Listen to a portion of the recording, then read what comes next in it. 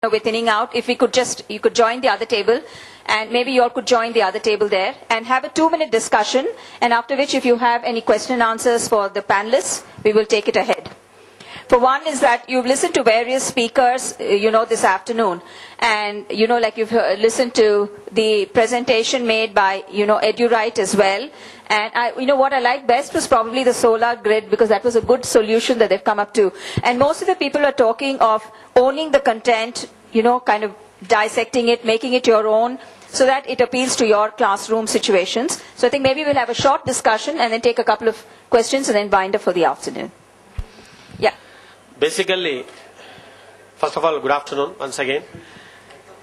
Since 3 days, a lot of discussions are going on that how to make the people to have this digital learning system, not only in the urban India but also the rural India also. And we have spent a lot of investment for that. Different sponsors are there. India organizers are there. Basically, those who are sponsoring this program, many multinational companies have come forward to show all this in the expo also. Can you please tell me that how many indigenous sponsors are there who are organizing this eINDIA program? Whether all multinational companies or how much of them belong to India? Because we too need an indigenous technology that is to be introduced. So that problem we have, just please enlighten me that how many organizers are basically India. That's the first point.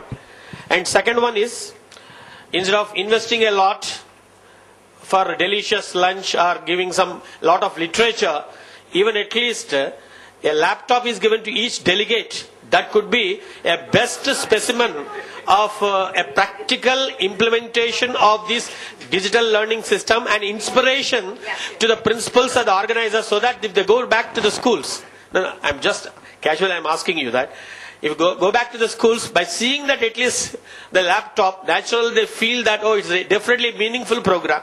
And they definitely come forward to invest something about that, instead of having a big lunch or a posh building and posh infrastructure. I feel so that it's a meaningful.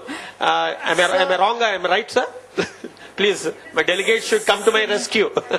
Sir, if I may answer on behalf of all the organizers, digital learning and the other tracks that are running in this conference are a part of Center for Science Development and Media Studies. This is an NGO, sir. So we do get sponsors, we do get private players, but sir, it's the sessions that we formulate in the agenda.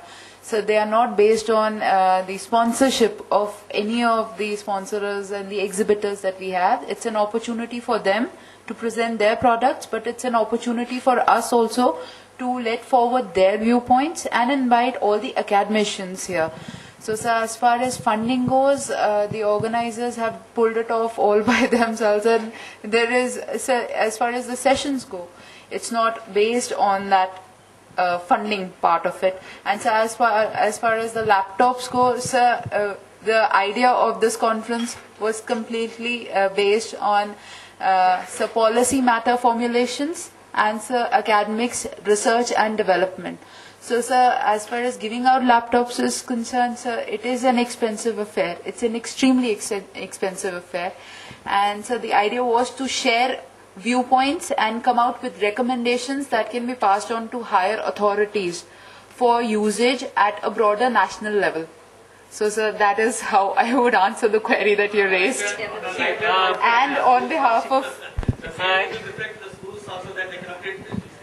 I'm here as an evangelist.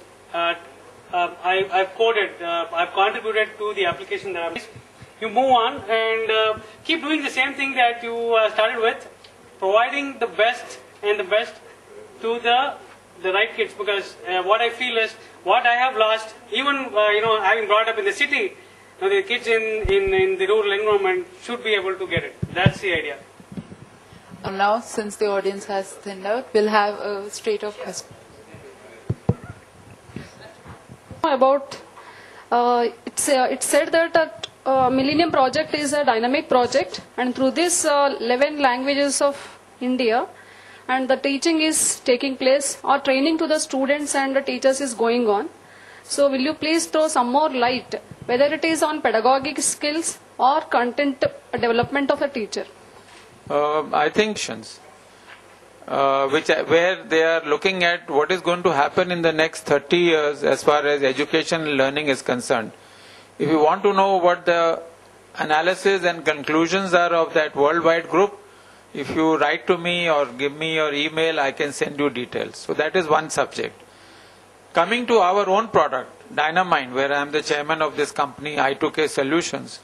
Dynamind is a platform which has been developed using artificial intelligence over the last 16 years. We have just gone commercial 2 months ago. We are today about 20 years ahead of the rest of the world. There is no such platform in the world, whether in America or in Europe or in Japan. We have surveyed, I'm an IITian, and the IITians have their own networks all over the world. There are 18,000 IITians in Silicon Valley alone. So I have been there a number of times in the last 3 years. There is no such platform. This platform has been created by Indians. It's an Indian company. It's a small company. And this platform is really designed for the bottom of the pyramid. And we support 11 Indian languages. We also support 54 international languages. That means if you give me a teaching material in Korean, I can teach in Korean. But as far as India is concerned, we are interested in Indian languages. And there are one or two other features, like we use the internet as a resource library. So all the details are in the write-up. I didn't want to waste the time of the audience in the limited 10 minutes. I thought I'll talk of something which may be of a bigger interest to you. But if you want to know more details, you can get in touch with me. Okay, sir. Thank you. And I have got one more explaining that your Udurite products are very flexible and they are giving freedom to the teachers to slice it, modify it, and write it. So will it not be affecting the basic idea or designing of the project so that the expected or desired goods will be reaching the students or not through these modifications? It's a conscious decision. What has come natively to the school is based on the design pattern cognitive learning. So a teacher or an institution which is starting to dissect obviously has backgrounds in it. An experienced hand is the only one. The percentage of adventurous teachers trying to do this is very limited. But yes, it helps both the types of teachers and institutions to at least start working on it. I've got something on my flash drive. My kid downloaded it yesterday from the internet. But I want to show this to my class. Is the first natural instinct to contribute to that slicing and all. So we didn't want to cut that. It's good. I think it's a lovely thing when you can actually make it a personalized tool, where you can actually add on and not just take, prescribed kind of a thing which has come to you. So it has its positives, and I'm sure that if there are teachers who are abreast and who are more knowledgeable or more creative, in that sense, can actually tamper with it, it's okay, because it's only getting better. Yeah? So, can we just take one last question and we will round off the session? I just wanted to add, otherwise they feel that somebody is, forcing something on them. Like this, they get involved, ownership becomes theirs.